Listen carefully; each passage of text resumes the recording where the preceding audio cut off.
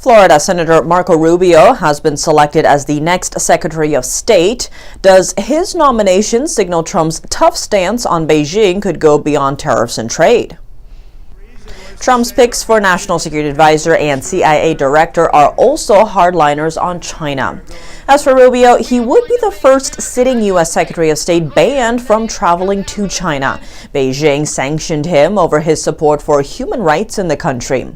Chinese currency and stocks declined after Rubio's appointment.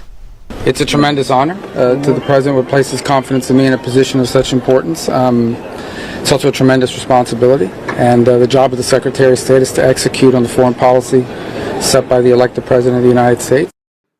President Biden has called China the most serious competitor to the U.S., but the term competitor carries a different weight than strategic rival.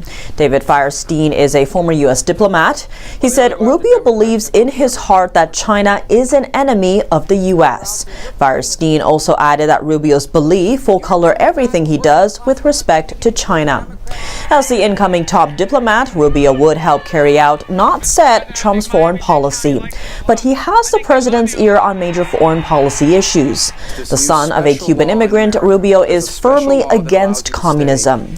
He's been big on calling out Beijing's human rights abuses. Rubio introduced bills to punish those involved in harvesting organs from Falun Gong practitioners and bills to uphold democracy in Hong Kong. He also co-sponsored a measure that bars Chinese imports over rights abuses in Xinjiang.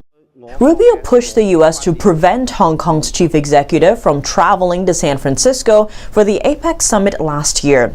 He also supports lifting diplomatic protocols between U.S. officials and their Taiwanese counterparts.